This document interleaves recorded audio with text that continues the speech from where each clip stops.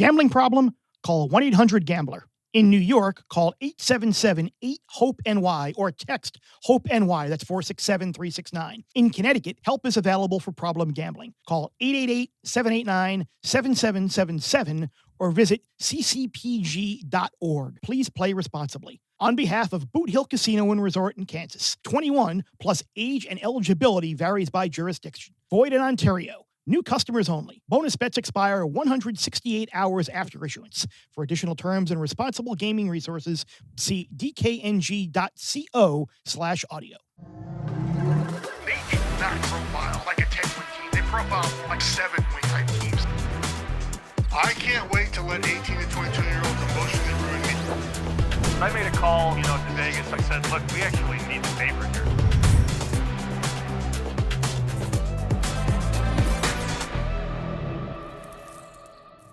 Welcome again, everyone. Bruce the Bear, presented by DraftKings Sportsbook. DraftKings Sportsbook, the best place to bet touchdowns this season. This week, new customers, you bet $5, you get $200 back instantly in bonus bets. Download that's DK Sportsbook app. Promo code BearBets. BearBets, 2 words when you sign up. DK Sportsbook, the crown is yours. All right, Bruce, this is, I think, the weekend that a lot of us in the sport have been waiting for. First weekend of autumn. You got 4 ranked versus ranked matchups. You got 8 ranked teams on the road against an unranked opponent. Arkansas, Notre Dame, amazingly playing for the first time ever. Illinois looking to bounce back from having a 60 burger hung up on them last week. Number 1 Ohio State on the road for the first time this year. Whole lot to talk. We could literally go anywhere with this right now. So, first off, how are you, my man? And secondly, just where do you want to go? I'm good. I miss you guys, but I am glad to be by the TV. I know, I miss you too, man. So many good games. But the one I really want to start with is the rematch of the Big Ten title game last year. Now we got number 6, Oregon, at number 3, Penn State, a whiteout game Saturday night. Doesn't get much better than that. Honestly, it doesn't get any better than that. Big test for Dante Moore, who's played lights out. Also, big test, Bear, for this rebuilt Oregon offensive line, 3 new starters, and I'm fascinated. They've looked really good, but this is such a different animal for the Ducks. You got the whiteout atmosphere. You've got Jim Knowles, who, by the way, faced Will Stein, the offensive coordinator at Oregon last year twice, when Knowles was the defensive coordinator, obviously, at Ohio State. The first time when it was in Autzen, the Buckeyes and Knowles had their hands really full with the Ducks. The second time when it was in the playoffs, Knowles and the Buckeyes really got after the Ducks. So now he has a really talented defensive front again, but this time it's led by denied Dennis Sutton. I think this is going to be a big, big headache for the Ducks' new offensive line. I think it's going to be a big challenge for Dante Moore. We know there's question marks, obviously, with can Drew Aller win a big game? Can James Franklin win a big game? The transfer additions at receiver for Penn State have stepped up early, making a lot of contested catches.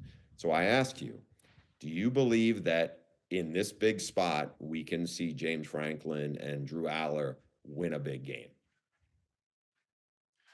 I think we can. And all those numbers are out there. 4-20 versus ranked teams, 1-9 in Big Ten, top 10 matchups. Here's the amazing thing: there are 135 quarterbacks ranked in QBR that qualify. Aller's 106th. He's right in there, right between the kid from South Alabama, Bishop Davenport, and West Virginia's Nico Marchiol. So that's where he has been playing to the level of in these games against top 10 teams. He has struggled. We've seen it mightily. We've had conversations in the past about him and expecting to go in the first round and going high in the first round. And I don't see it. Once you get past the Josh Allen measurables, I'm not there. I've made the case, Bruce, and I'm curious if you agree with me on this.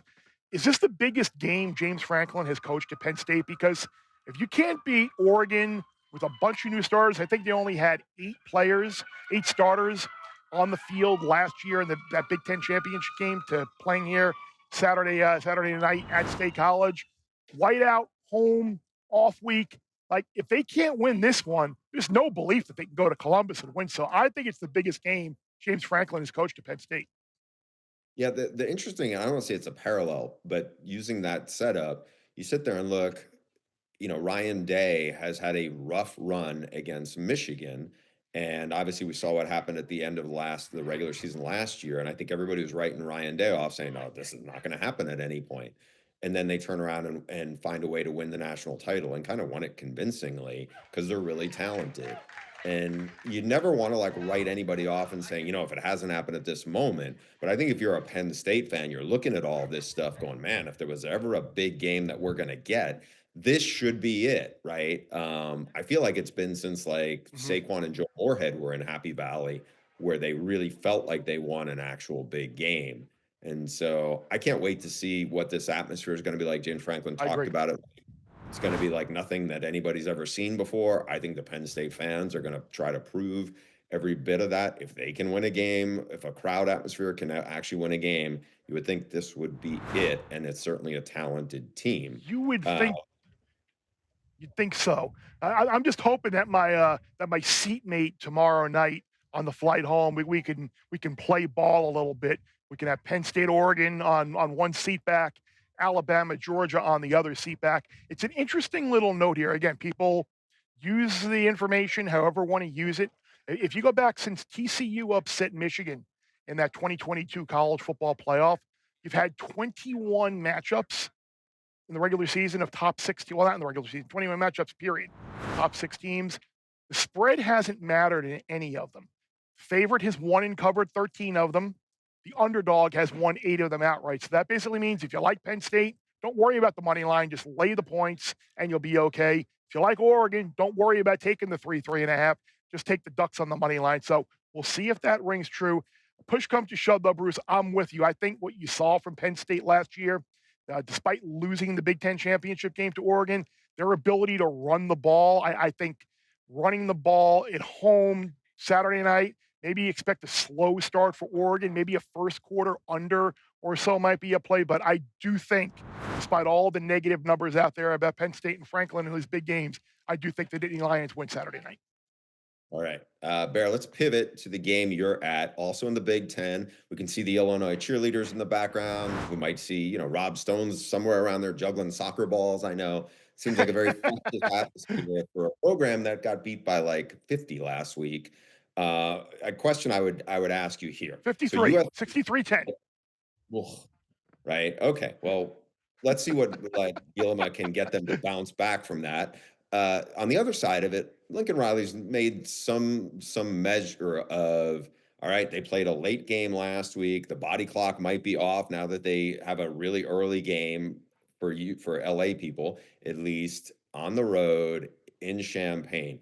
Question I have for you is right now, this is probably the best the Trojans run game has looked since Lincoln was, or at least for Lincoln, it looks like a little bit like when the Sooners were running the ball really well when he's the head coach there. You got Jaden Mayava, looks like a different quarterback playing with a ton of confidence, but they really haven't played anybody that good yet. Now you got an Illinois team that's missing probably their best DB who's out for the season. You got a bunch of other guys who Mhm. come back to practice, we're told, and are expected to go Saturday in the game.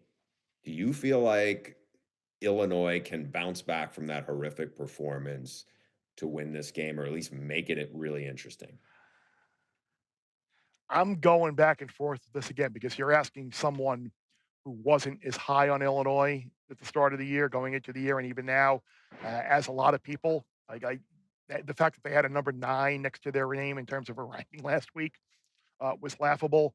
I think their defense is going to struggle mightily here again against you talked about with SC. Like that's the thing that has made it more difficult for them to stop this year because they have the running game in addition to some good backs. And I just don't know if they're going to be able to keep this team out of the end zone. My favorite bet in the game is SC's team total over because I do think the one thing I know for sure is that SC is going to score points. And you go to the flip side of the ball, SC's defense with Danton Lynn and that line, they've been getting more pressure on teams this year. Now, look, their secondary is bad. So if Altmaier can run around a little bit and throw it up and maybe they make some plays, but I think that Illinois offensive line is a trouble spot as well. Feels like Illinois, because of coming off the 63-10 loss at home.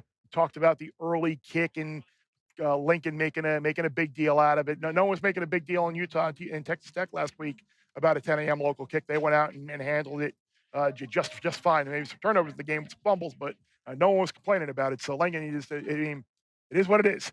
But I do think SC will get out of here with the win, higher scoring game. I do like the Trojans to put up a bunch of points. Again, this is one of those things where like you talk about a trend or a note or whatever it might be, and you put it next to what you've seen this year on the field. Like if you go back in Lincoln's tenure at SC, 15 times they have been favored away from outside the state, or rather not. I'm getting ahead of myself. I can't even read my own notes. 15 times favored away from home. Twice they've covered road games in the Rose Bowl against UCLA. Once was a game against Stanford. That comes down to, if you break it down, the 11 times that SC has been favored outside of the state of California in a true road game, they are 0-11 ATS and have lost 6 of those games outright. So that gives you hope for if you're an Illinois backer, knowing that maybe there is something to this body clock thing, and maybe that's why he was kind of lashing out a little bit about it this week, maybe trying to make his players a little bit more aware of it, maybe just trying to get it out there for people to talk about. Who knows? Maybe they're going to try something different in terms of travel, preparation. I don't know, but it is a little interesting historical footnote about how they have struggled under Riley in those situations. That is a huge, like a red flag note that you just shared with us. I mean, you wonder if Lincoln's comments after practice was almost speaking it into existence a little bit. I would, in the back of my head now that you brought it out there, just in terms of like he's talking about it. Obviously, by the way, USC was the ones who wanted to make this big move and shake up the Pac-12 and get the Big Ten to not the way it is. So. All right, let's see. Maybe there's a bounce back and a slip up going on at the same time. Bear, we got a huge game in the SEC. Alabama going to Georgia. It's a night game. We know the Dogs have been dominant in Athens on Saturday nights. So here you got Alabama, though, who looked so bad in the opener against Florida State. They're healthier now. You get Jam Miller. He's by far their best running back. You get Keenan, who's by far their best leader on defense. Those guys have been banged up. They're ready to go. We know Ty Simpson has been as hot as any quarterback in the country, probably this side of Fernando Mendoza. This is a Georgia defense that got shredded through the air by Tennessee. Bear, do you think this happens again for the Dogs? And is this a case where Alabama could, we know Kalen DeBoer is really good off bye weeks. I mean, he's 5-0 in the last few years, 4 of them against ranked opponents. You feel like this is a place where Bama goes in there and does something that no one's been able to do in a long, long time in Sanford Stadium? Yeah, bye weeks and underdog role is where Kalen DeBoer has made his hay. If you look at him as a Power 5 head coach, the 7 times that he has been an underdog in a Power 5 game, 6 times they've won outright. The 2023 title game against Michigan was the only loss. So for all of the conversation about DeBoer losing as a double-digit favorite and not necessarily being a great road coach, they have won games as an underdog role where they have kind of been counted out. But I think there is something to the struggles that Georgia has on defense. That back 7 gave up a ton of yards. And it makes sense when you look at the guys that transferred from that Georgia defense now that are starting. I think there are 5 guys who started, who were played at Georgia, who transferred and now we're starting at another Power 5 team. You look at the guys they had drafted last year. They don't have that difference maker getting home up front, and it's really, really giving their back 7 a lot of trouble. Now, we do know that Gunnar Stockton answered all of those calls on the offensive side of the ball, but I think if you look back now to the Alabama opener against Florida State, you mentioned the injuries. They get those guys back. The offensive line did not play well. It was Simpson's first start, and it was on the road against a team hell-bent to look better than they were last year at 2-10. They got that first scripted drive in a touchdown, but after that, they did nothing. You look at what Milroe and Ryan Williams did last year to this Georgia secondary, and now you've got Simpson, obviously, and Ryan Williams. I have a bit of concern here for Georgia, and that's something that I did not expect to be sitting here and imagining seeing Georgia only around a 2.5, 3-point favorite in this game. Uh, I think Alabama's got a real shot here to go on the road and win. Yeah, one other point to what you just said about all the stuff Georgia has lost and has to figure out. Malachi Starks was a first round pick of the Ravens. He was like the quarterback and the linchpin of that secondary. He's in the NFL now. So there's a lot for Kirby Smart to be worried about, I think, in this matchup. That's why the win at Tennessee was so big, because it gives Georgia a little bit of a wiggle room. You could potentially lose to Alabama. You could potentially lose to Texas and still make the college football playoff. And the thing is, on the flip side, if you win, then you might be looking at a number one type seed in the college football playoff, and maybe Gunnar Stockton heading towards favoritism in the Heisman market, because you get Texas at home and their offense hasn't looked great. The Georgia Tech games at Mercedes-Benz now, so it's a road game they don't have to play. And Florida clearly has issues. Like, if Georgia were to get past this game, you're really looking at a team that has an excellent chance to be that number one seed in the college football playoff. All right, Bear, let's get to the walkthrough where we bring in our favorite go-to guy, Sammy P, who always has some great nuggets for us. Sammy P, big one in the SEC. I think you got something. What do you need to share? No doubt. A lot of wise guys support in Vegas all week on Alabama, not just +3, not just on the money line in this game, but to win the SEC. That Florida State game, long time ago. I think maybe we've moved on from that. But you look at a Georgia team that gave up almost 500 yards of passing offense to Tennessee, and you want to give Ty Simpson and those receivers that same slate. There's a lot of support, Bear, on the Tide. And I was talking with Matoy Pearson from Wynn Resorts. He thinks Bama's 3.5 points better on a neutral. So you move the game to Athens. A lot of these guys like Matoy are saying this game should probably be closer to a pick 'em. And it's the byproduct of that 33-game home winning streak for Georgia. It's the shortest they've been favored during that winning streak. But you're right. This is the time to bet Alabama futures. Simpson maybe to win the Heisman. You maybe look at a price in Alabama to make the playoff. An adjusted season win total, I think I've seen like as low as 8.5 in terms of wins. Like, in order for all of those things to come to fruition, they have to win Saturday in Athens. And the +105 on Alabama to make the playoff wasn't exactly long enough to make me get there. Plus money on this game would probably be the way you would go. Guys, big winner last week was Kurt Cignetti and Indiana. They destroyed Illinois. Wasn't even a game. Sammy P, coming off of that blowout win, what's the vibe on Cignetti's Hoosiers right now? Well, I was told by one bookmaker they're betting Indiana like they know the final score. And Bear, you know exactly what I'm talking about. After a 63-10 win, oh, I kind of like Indiana. Iowa's not very good. Not a big number, relatively speaking. I mean, it's a single-digit number. We've seen a lot of public support for Indiana, one of the most popular public plays of the weekend. Wise guys actually took the under in the game. But I find it funny that all offseason, everybody was asking, who's this year's Indiana? I guess the answer, Bear, may have just been Indiana again. Yeah, it might. I mean, you've got games in Eugene and you got games at State College, so who knows what the upside is? And that's one of the reasons why, like, I find it amazing that Mendoza is the Heisman favorite right now.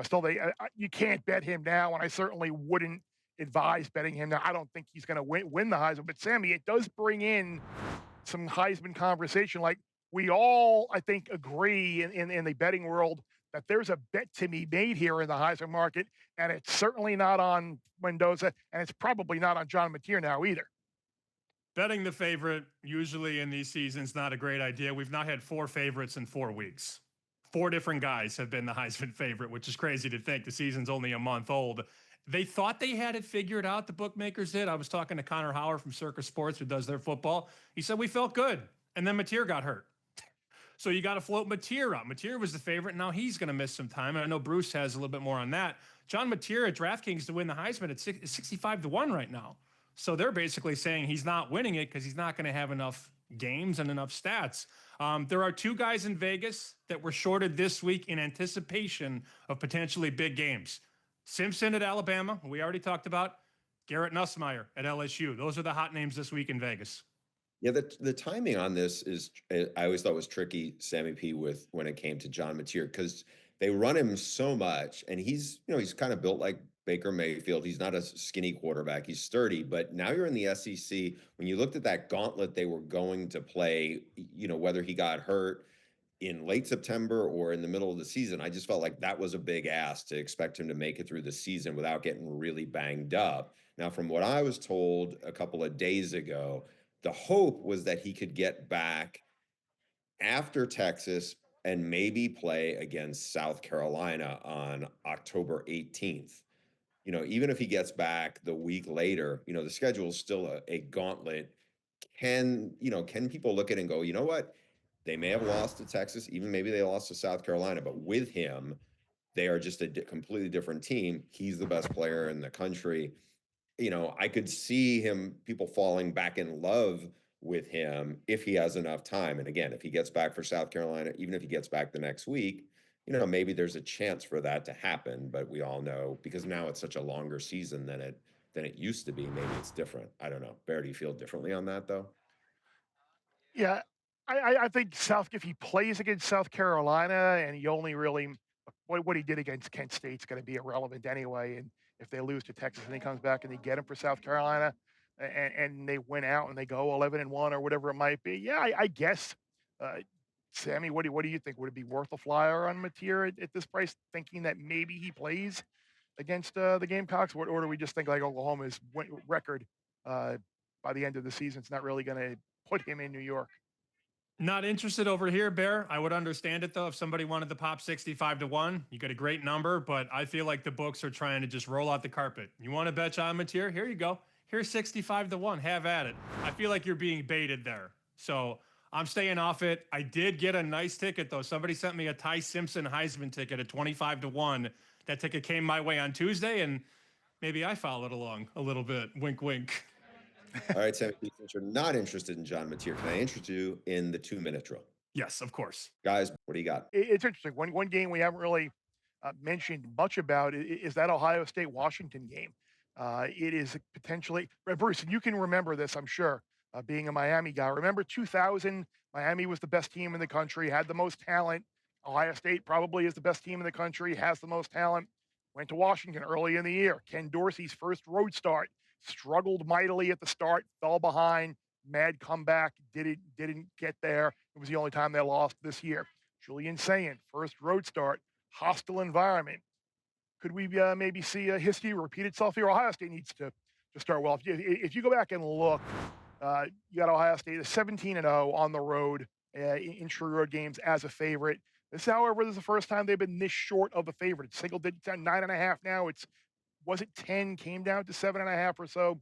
Been a little bit of buyback. So I think people are just playing numbers around there. So I do think if Ohio State starts well, they will get out of there with the win. So that is an interesting game on Saturday evening there at Husky Stadium. I know everybody is looking forward to the Land of Enchantment Bowl, as I'm going to call it. New Mexico State, all the college football horrors love it. First time since 92, they're both playing with a winning record. First time since 1964 that both teams are carrying a winning record into their game this late in the season. So hats off to New Mexico State. I'm sure that game will be competitive and fun as always. And then we're gonna talk about a game that is my favorite bet of the weekend. I laid 5.5 with Kansas State. It's up to 6 now. You got the undefeated UCF Knights off of a win over a bad North Carolina team. They beat a couple of other bad teams early in the year. You go down to Manhattan. Kansas State has been in a bunch of toss-up games, haven't had that luck. You've got the 1-3 team favored over a 3-0 team. So people are going to say, oh, the team's undefeated. How are they an underdog? Because they clearly don't power rate as high as K-State. So I love the Cats to get a win Saturday and finally play to their apparent level of competition and the level that a lot of people thought they would play to before the year. So we will be back every Friday right here to take you through the moves and the information, the data, and help give you a little bit of a primer heading into the weekend. Appreciate everybody watching on YouTube, Apple, Spotify, wherever you get your podcast. For Sammy, for Bruce, I'm Bear. Plus you bet before you lose when you win.